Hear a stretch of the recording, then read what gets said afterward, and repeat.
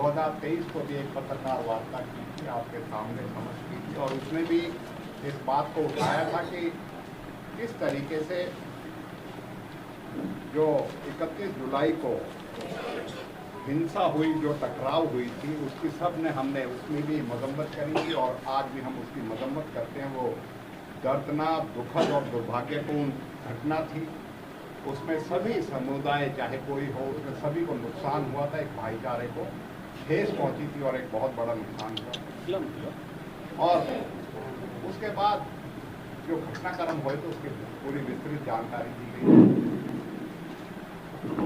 आज हम आपके बीच में ये कहना चाहते हैं कि हम पहले दिन से कह रहे हैं कि ये घटना सरकार की बदनीयती से, सरकार की अपनी कार्यकुशलता पे और सरकार की अपनी जो विफलता है, जिस घटना की पूर्ण जानकारी चाहे वो सीआईडी के माध्यम से थी, चाहे आप पत्रकारों ने दी थी, और जिस तरीके से हमने स्वयं उच्च अधिकारियों को आगाह किया था कि हालात जो है वीडियो और सोशल मीडिया के माध्यम से एक माहौल तैयार किया जा रहा है, चैलेंजबाजी दी जा रही है, और उसमें आप सबके सामने उनका नाम मैं बार बार लूं, चाहे वो मोनू मानेसर की बात करें, चाहे बिट्टू बजरंगी की बात करें, और ये वजूहात बन रहे हैं और ये जो है हालात जो है यात्रा निकले, लेकिन इसके लिए पुख्ता इंतजाम कर जाए। फेल तो हुई, इसमें जो दोषी है वो तो है सरकार, दोषी है सरकार का प्रबंधन, और दोषी है हरियाणा सरकार की अपनी कानून व्यवस्था। लेकिन जिस तरीके से 31 जुलाई के बाद से, चाहे वो गिरफ्तारियों की बात हो, क्योंकि उसमें जान माल का नुकसान तो हुआ ही था, चाहे गिरफ्तारियों के बाद हजारों मकानों की बेगुनाहों के, और जिनका कोई इस फिसाद में, इस दंगे में किसी मतलब नहीं था, और जिन शहरों में मतलब नहीं था, चाहे वो ताउड़ू का देख ले, चाहे पिनंगवा का देख ले, और अन्य स्थानों पे भी मतलब अतिक्रमण के नाम पे, नाजायज निर्माण के नाम पे उनको 8-8 साल पुराने नोटिस को हवाला देके उनके घरों को, हजारों बेगुनाहों के घरों को इन्होंने ध्वस्त किया, बड़ी बड़ी इमारतों को जो शहर में थी उनको करा, सिर्फ अपनी विफलता छुपाने के लिए और एक अपना राजनीतिक एजेंडा पूरा करने के लिए, क्योंकि जिम्मेवारी उसमें लेनी थी। हम पहले दिन से कांग्रेस पार्टी, हमारे नेता, और उसी दौरान विधानसभा सत्र हुआ, हमने मांग करी कि जो है कॉलिंग को जो है अर्जेंटमेंट मोशन दिया गया था, ध्यानाकर्षण प्रस्ताव दिया गया क्योंकि विधानसभा के पटल पे करें, उससे सरकार भागती है, कहती है ये मामला विचाराधीन अदालत में है, पंजाब एंड हरियाणा हाईकोर्ट में विचाराधीन अदालत में था। जो एक सुयो मोटो, जो अवैध निर्माण के नाम पे जो इन्होंने डिमोलिशन करी गई थी, उस पर सुयो मोटो हाईकोर्ट ने संज्ञान लिया था, आज भी उसका है। अगर ये सुमोटो डिमोलिशन का हाईकोर्ट संज्ञान ना लेती, मैं समझता हूँ कि ये तो इनके इरादे तो और भी थे कि इस हिंसा के बाद नाजायज गिरफ्तारी करके और डिमोलिशन के माध्यम से ये एक मैसेज देना चाहते थे, एक राजनीतिक अपने हितों को पूर्ति करना चाहते थे कि हमने एक ऐसा इलाज किया है उसके वक्त, लेकिन वो हाईकोर्ट के डायरेक्शन के बाद रुकी।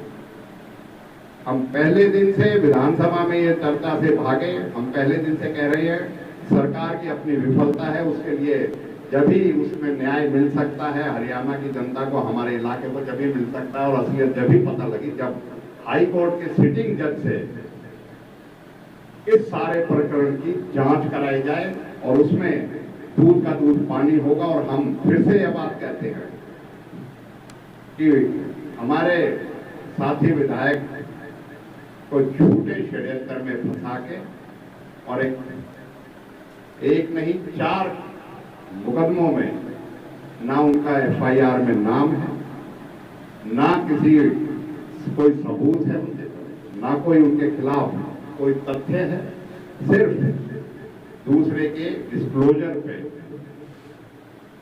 उसमें उनको आरोपी बना दिया गया। जब हम न्यायालय गए तो न्यायालय में कि भाई हम कहे तो उसमें बताया गया कि आरोपी हैं। 4 दिन का रिमांड लिया गया। हम समझते हैं कि कोई तरीके का सबूत जो है उसमें साक्ष्य जो है नहीं आए हैं और हमारी बात जो है उसमें सत्य है। इसी वजह से हम कहते हैं कि झूठे परेड में षड्यंत्र में फंसा के अपनी विफलता को उसको छुपाने के लिए और अपने राजनीतिक उद्देश्य को पूर्ति करने के लिए राजनीतिक लोगों को इसमें फंसाने का काम किया, और वो भी एक विधायक को जिसको जो है हम उसकी पहले भी आज भी निंदा करते हैं। और हम पूर्ण तरीके से इस बात की मांग करते हैं कि आज भी इन सभी साक्ष्यों को जब भी पूरी तरीके से जो दोष है जिसको भी इसमें जो आरोपी हैं उनका जब भी चिन्हित होंगे, जब हाई कोर्ट के सिटिंग जज से उसकी जांच होगी। साथियों, वो मोनू मानेसर के नाम पे है। उनकी गिरफ्तारी से पहले ही उनको कभी तो गृह मंत्री चिट देते हैं, क्लीन चिट देते हैं, कभी पुलिस के बड़े बड़े अधिकारी देते हैं किसी लेकिन जब वो पकड़े गए और राजस्थान में जब खुलासा आया तो आप पत्रकार माध्यम से मैं कहना चाहता हूँ, अब ऐसे ऐसे अपराधियों के साथ उसकी संलिप्तता और उसके साथ उनके नाम आ रहे हैं। आज फिर से क्या चिट देंगे, क्या क्लीन चिट देगी हरियाणा पुलिस, देगी क्या, या हरियाणा के गृह मंत्री क्लीन चिट देंगे उनको? और उसका तुलना करना एक विधायक के साथ जो चुना हुआ नुमाइंदा है उसके साथ करने की जो है, मैं इसीलिए कहता हूं कि शुरू के दिन से इसकी नीयत खराब थी। हमारा इलाका चाहे वो 2014 जब से बीजेपी आई है, चाहे डिंगरहेड़ी कांड हो, चाहे बिरयानी के नाम पे जो है हांडियों को चेक करने की बात हो, चाहे आप देख लो एक डीएसपी की निर्मम हत्या हुई थी, उसमें एक डंपर वाला, तो उसके बाद 3 दर्जन से अधिक गांव में तलाशी ली, अभियान चलाया गया, मिला उसमें 5000 लोगों के साथ साइबर क्राइम अगर है तो उसमें क्या तो साइबर क्राइम में इनकी रिकवरी हुई, किस तरीके ये साजिश के तहत इस इलाके को पूरे देश में बदनाम करने के लिए भारतीय जनता पार्टी की सरकार हमारे इलाके के भाईचारा और जो जिसके लिए हम जाने जाते हैं हमेशा से, चाहे वो बलबन की बात हो, चाहे मुगलों की बात हो, चाहे अंग्रेजों की बात हो, इस इलाके में देश के साथ मिलके, देशवासियों के साथ मिलके एकता का और यकजहती के एक ऐसा संदेश दिया है कि पूरे देश में ये इलाका बलिदानों, शहीदों के और वीरों के नाम से जाना जाता है।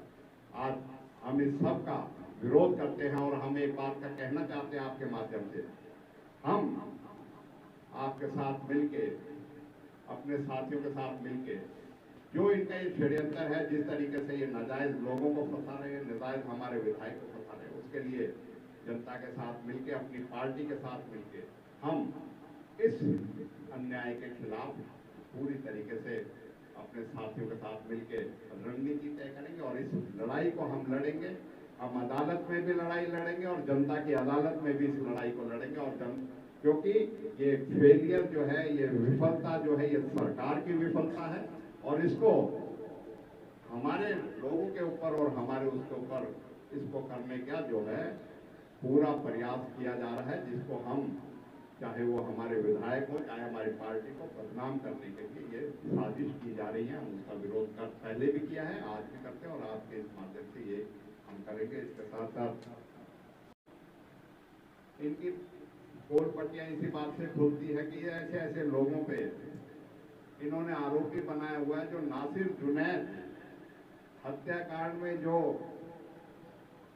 कंप्लेनेंट है, जिसकी नाम से एफआईआर दर्ज हुई है, 136 नंबर मुकदमे में नगीना में, उसमें 1 नंबर पे उसका जो है उसको आरोपी बनाया हुआ है। इस बात से पता लगता है 62 साल का वो आदमी हमसे आके मिला था, उसको भी आरोपी बनाया। इनकी इतनी नकली और इतनी झूठी एफआईआर और इनके मुकदमे है कि उसकी पोल इसी बात से बोलती है। 62 साल का नासिर जुनैद हत्याकांड का जो कंप्लेनेंट है उसका नगीना में जो है 136 नंबर एफआईआर में उसको नामजद सारे आरोपी हरियाणा के हैं, एक लाइन में आता है उसका नाम दे दिया जाता है।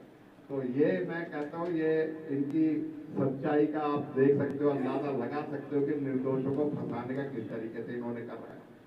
इसी के साथ साथ हमने जब ये विधानसभा सत्र में डीजी से बात करी थी, डीजीपी से, कि नाजायज ऐसी तरीके से हो रही है, तो डीजीपी से अभी फिलहाल जब फिर से बात करी, जब ये सारी घटनाक्रम हुआ हमारे विधायक के साथ, तो डीजीपी ने हमें बताया कि हमने उच्च अधिकारियों की एक कमेटी बनाई है जिससे जो है दोषियों को, निर्दोषों को चिन्हित करने के लिए हर एक मुकदमे में उसमें करेंगे। लेकिन हम ये मानते हैं, जब इनकी कथनी करनी में इतना बड़ा अंतर है और जब इनकी बुनियाद ही झूठ और फरेब पे है, तो मैं नहीं समझता कि कोई भी कमेटी बनाए तो उसमें किसी को इंसाफ मिलेगा। क्योंकि इसमें अब इंसाफ तो एक ही तरीके से मिल सकता है कि हाई कोर्ट के सिटिंग जज के माध्यम से जो है इस सारे 31 से पहले जो वजूहात थे और जो दोषी थे उनको 31 से पहले की किसी मुकदमे में कोई दोषी नहीं बनाया गया।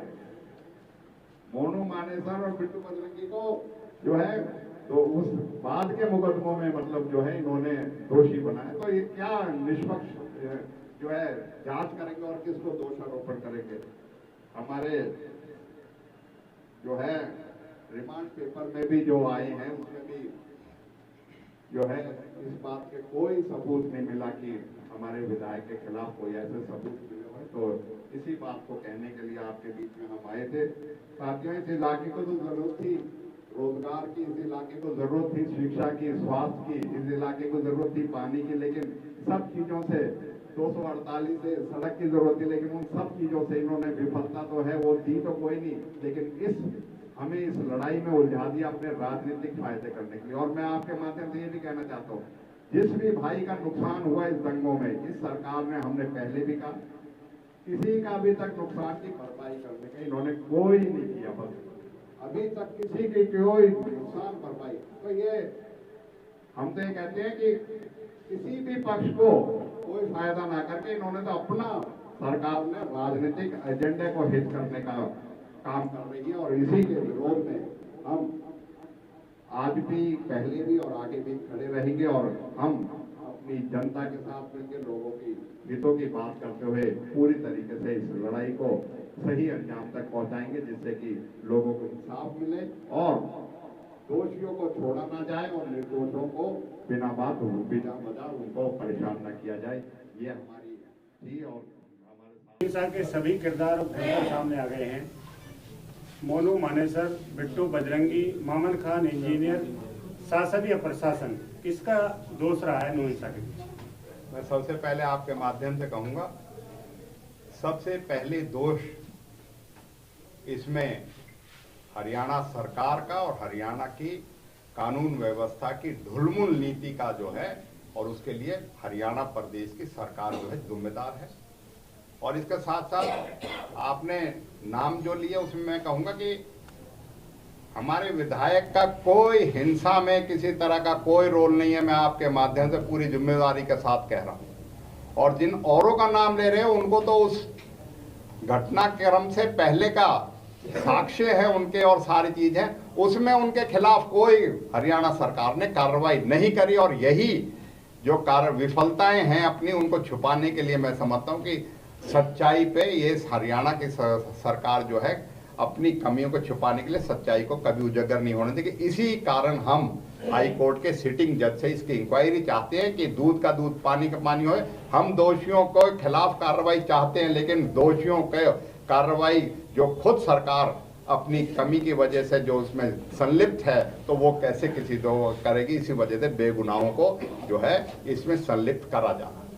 मंत्री जी, मोनू मानेसर के अलावा बजरंग दल, विश्व हिंदू परिषद और गौ रक्षा दल से जुड़े हुए हरियाणा के तकरीबन 2 दर्जन से अधिक लोगों के नाम राजस्थान पुलिस ने चार्जशीट में खोले हैं, जिन्होंने या तो नासिर जुनैद को मारा है या मारने वालों की मदद की है। ऐसे लोगों की गिरफ्तारी के लिए आपके क्या कहेंगे? हम ये कहेंगे कि गौ रक्षक के भेष में जो लोग थे वो पूरी तरीके से आज समाज के सामने, प्रदेश के सामने उनका किरदार जो है, और उनका हम पहले दिन से कह रहे थे ये गौ रक्षक नहीं है, कि गौरक्षक के भेष में ये जो है नरभक्षक हैं, और वो आज आपके सामने हो गया। किस तरीके का उनका किरदार है, किस तरीके से बड़े बड़े गिरोहों के साथ मिलके उनकी मंशा है और क्या उनके दिमाग में चलती है, और किस तरीके से हरियाणा सरकार का संरक्षण प्राप्त था।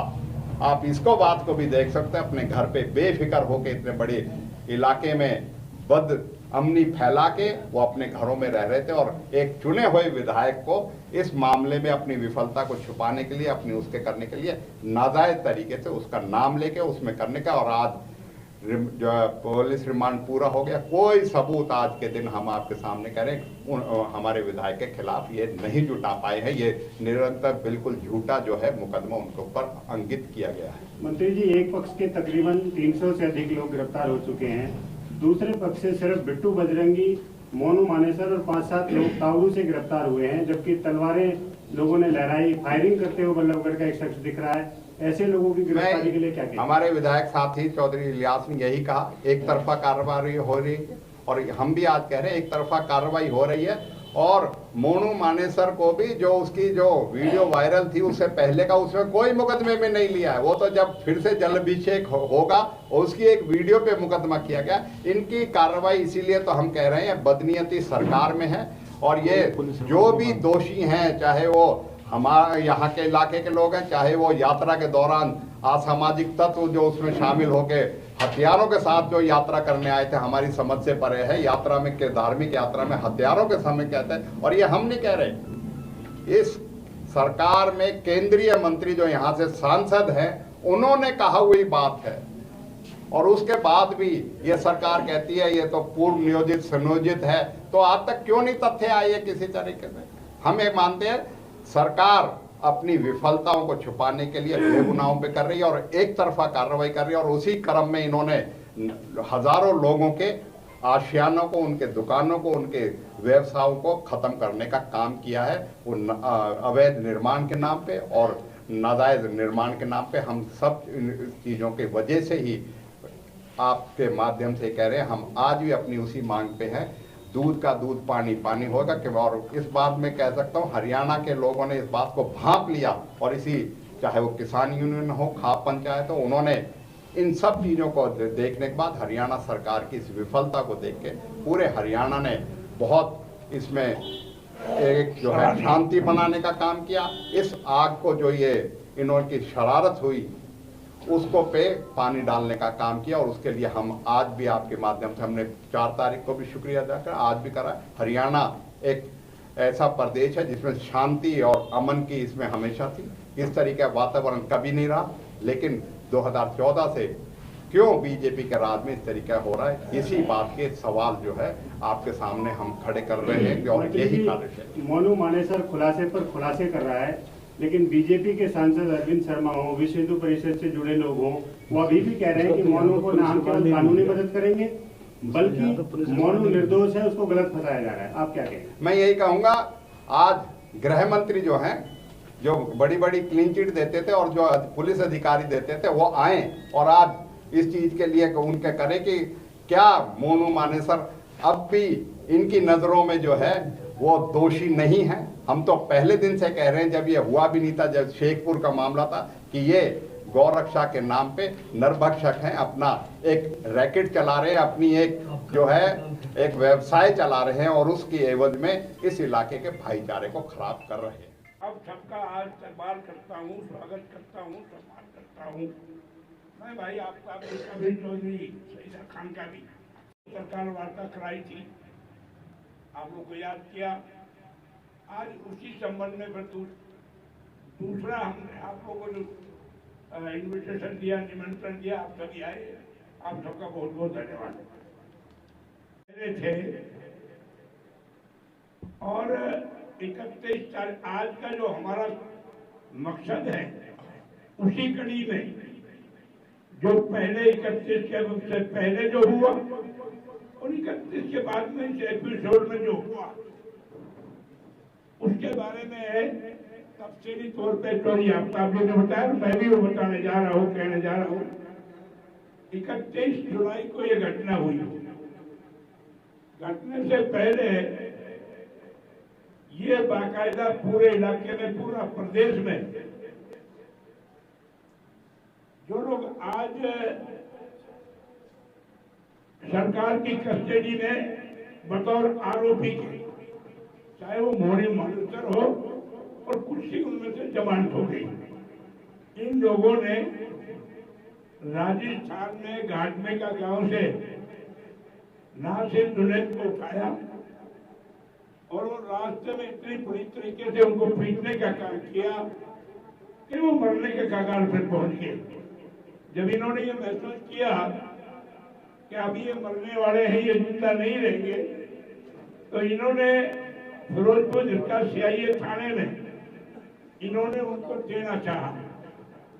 हरियाणा सरकार की पहली विफलता तो वहीं से शुरू हो जाती है, जो याफ्ता जी ने अब कहा है और मैं कह रहा हूं, और इससे पहले भी हम सारे प्रशासन को यहाँ सचेत करते रहे, उनके नोटिस में हम लाते रहे। अगरचे उसको नासिर को, जुनैद को अगर Haryana police CIA staff Firozpur जिनका अगर अपने पास रख लेता तो मैं ये समझता हूँ शायद वो जिंदा बच पाते, शायद वो मोड़ के घाट नहीं उतरते, ना ही उनको जो है वो जलाने का मौका इनको मिलता। बहरहाल ये भिवानी में आप सभी, आपको मालूम है, मीडिया के जरिए से, अखबारों के जरिए से आप सब जानते हैं। और अफसोस की बात यह है सरकार ने उनके खिलाफ कोई कार्रवाई नहीं की। जिस तरह उन्होंने ये जुर्म किया था, सरकार 6 महीने तक आंख बीच के बैठी रही। इसके बावजूद हम तीनों यहाँ के लोकल विधायक, चौधरी आफ्ताब जी और मैं खुद जो आपके सामने बोल रहा हूँ, और भाई इमाम खान जी जो आज पुलिस कस्टडी में है, मैं उस बात की भी भरपूर निंदा करता हूँ जो 302 के आरोपी, जैसा कि अभी आपके सामने आया है, अखबारों में भी हम पढ़ रहे हैं, मोनो मानेसर जी का इन्वॉल्वमेंट जो है लॉरेंस बिश्नोई की गैंग के साथ, जो अखबारों में भी आपने पढ़ा होगा कि इनकी वीडियो भी आई रिलीज हुई है। इतनी बड़ा क्रिमिनल आदमी, उसके साथ एक कांग्रेस के विधायक को, जिसका कोई देना देना इस मामले से नहीं रहा, उसको आज कस्टडी में दे रखा है। इससे पहले आरोपियों से इन्हें कुछ 6 महीने तक ये चुप रहे। यहाँ तक की बात थी, आदरणीय गृह मंत्री श्री अनिल जी खुद अपनी जबान से स्पष्टीकरण दे रहे थे कि मोनू मानेसर जो है वो, उसका कोई गुनाह नहीं है, वो दोषी नहीं। आदरणीय खट्टर साहब ने भी, अगर मैं सही हूं तो ये कहा था कि उसका कोई इसमें दोष नहीं है और वो बेगुनाह है। तो पहली बात तो ये, आज मैं आपके माध्यम से पूछना चाहता हूं, आज भी आदरणीय होम मिनिस्टर साहब और माननीय मुख्यमंत्री जी आज भी इस बात को मानते हैं कि वो नहीं है, दोषी नहीं है। जरा इसके बारे में भी तो कुछ स्पष्टीकरण दे सरकार, हरियाणा सरकार, इसके बारे में जरा बताए। और साथ साथ ये जो सारा गिरफ्तारी जो मामला खां की हुई है हमारे विधायक जी की, दरअसल ये अपनी विफलताओं को छुपाने के लिए, ये तो कांग्रेस पार्टी में डाल रहे हैं। हमारे तीनों विधायकों कांग्रेस के विधायकों भी डालना चाहते हैं। ये सिर्फ अपनी कामयाबी को, नाकामयाबी को छुपाना चाहते हैं। सही बात ये थी, ये जो घटना घटी है ये तो प्री प्लान थी और ये वोट का निशाना था। ये जो हुआ है ये तो इनका एक बहाना था शोभा यात्रा का। तो ऐसा आपने कभी हिंदुस्तान में देखा है क्या? कोई भी धार्मिक यात्रा, चाहे वो किसी भी मजहब की हो, आज तक आपने किसी ने देखी होगी शोभा यात्रा के जितने साथी थे सारे, सबके पास, किसी के पास तलवार थी, किसी के पास कट्टा था, किसी के पास बंदूक थी। और यहाँ तक की बात है, यहाँ के हमारे एक अपने एडिशनल एसपी जो है श्रीमती कुंडू साहब जो है और साहिबा जो है, उन्होंने बाकायदा उनको रिकवर किया उनसे और मैं पहले दिन से ये कहता आ रहा हूँ कि झगड़ा तो दोनों तरफ से होता है, एक तरफ से तो होता नहीं है। आज भी बड़े अफसोस की बात है, मैं इसकी भी निंदा करता हूँ। आज तक जो है जो कार्रवाई यहाँ अमल में लाई जा रही है सरकार की तरफ से, प्रशासन की तरफ से, इसके बावजूद हम तीनों विधायक आज भी मिल रहे हैं, इससे पहले भी मिल रहे थे।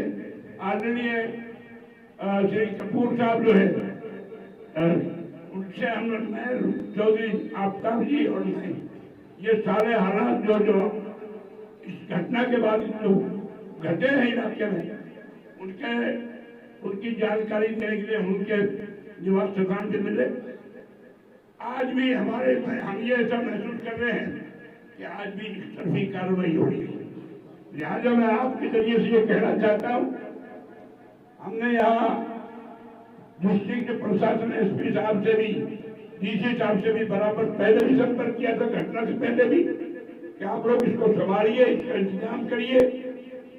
हमेशा एक हालात खराब होने जा रहे हैं, शांति भंग होने जा रही है, लेकिन बजाय संभालने के इस घटना से पहले एक हफ्ते 4-5 दिन पहले डीसी साहब और एसपी साहब जो छुट्टी देने का काम करते हैं, तो इससे हम ये समझते हैं कि सरकार की नीयत तो पहले से ही जो है वो क्या कहते हैं, संदेह के घेरे में थी।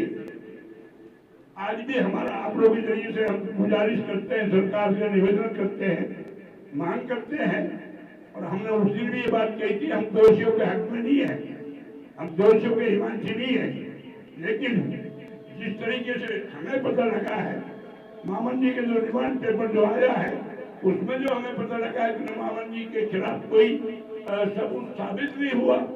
इस तरह जो अब तक गिरफ्तारी हुई है उसमें किसी भी इस तारीख से पहले भी और बाद में भी हम तीनों नुमाइंदे जो है, तीनों विधायक, इनको हर हाल में जाकर जो है इनके यहाँ ऑफिस में जाकर, दफ्तर में जाकर इनके हालात से अवगत कराते रहे। इसके बावजूद यहाँ एक तरफी गिरफ्तारियां हुई, यहाँ तक कि हमारी बहन बेटियां जो है हमारे कहने के बाद, हमारे निवेदन करने के बाद जंगलों में बेचारी सोने का काम किया। यहाँ तक कि कुछ आदमी तो हमारे जो है शायद वो सरकार के नोटिस में तो चलो आ गया होगा या नहीं आया होगा। आज मैं कहता हूँ जंगलों में बेचारे पहाड़ों में जो उन्होंने रात काटने का काम किया। यहाँ तक कि कुछ घटना तो ऐसी भी आई है कि सांप के काटे जाने से हमारे 1-2 आदमी भी यहाँ, जो प्रशासन की कमी से मरे वो तो अलग चीज है, लेकिन जंगल में बेचारे जब रात जो है वो जंगलों में सोने का काम किया तो वो सांप की घटना भी इस तरह की हुई है। सांप के काटने से कुछ मौतें भी हमारे यहाँ हुई है। तो मैं आप लोगों से ये कहना चाहता हूँ, अब जहाँ तक आगे की बात है, हमारा सही बात ये है, हम आज भी आप लोगों के माध्यम से कहते हैं इसमें जो है जायज आदमियों को रखा जाए, नाजायज आदमियों को छोड़ा जाए। और अगर यही बात रही जो अब तक चल रही है तो हम सारे मिलकर इलाका मेवात के यहाँ हर मेवाती जो है, चाहे वो किसी भी कम्युनिटी से संबंध रखता हो, 36 बिरादरियों को इकट्ठा कर हम शांति के तरीके से इंशाअल्लाह हम इसका इंसाफ लेंगे, और जैसा समय आएगा उस तरह हम इसको इंसाफ देने की कोशिश करेंगे। और हमारी पूरी कोशिश पहले भी रही है, आज भी रही है। मैं आपके माध्यम से अपील भी करता हूँ इलाके के लोगों को। पहले तो मैं इलाके के लोगों का शुक्रिया अदा करना चाहता हूँ जो इन्होंने इलाके को जड़ाने का काम किया था। सभी लोगों को, सभी वर्ग के लोगों ने शांति को बनाए रखा। और आगे भी मैं आप लोगों के माध्यम से आज गुजारिश करता हूँ पीसी के जरिए कि आप लोग सारे शांति को बनाए रखें। इंशाअल्लाह सच की जीत होगी, हक की जीत होगी, और मामन जी बहुत जल्दी इंशाअल्लाह निकल के जेल से भी आएंगे और वो बिल्कुल बरी भी हो गए। और आपने देखा होगा इससे पहले जो आदमी गिरफ्तार हुए उनमें से ज्यादातर आदमी की जमानतें भी हो चुकी हैं।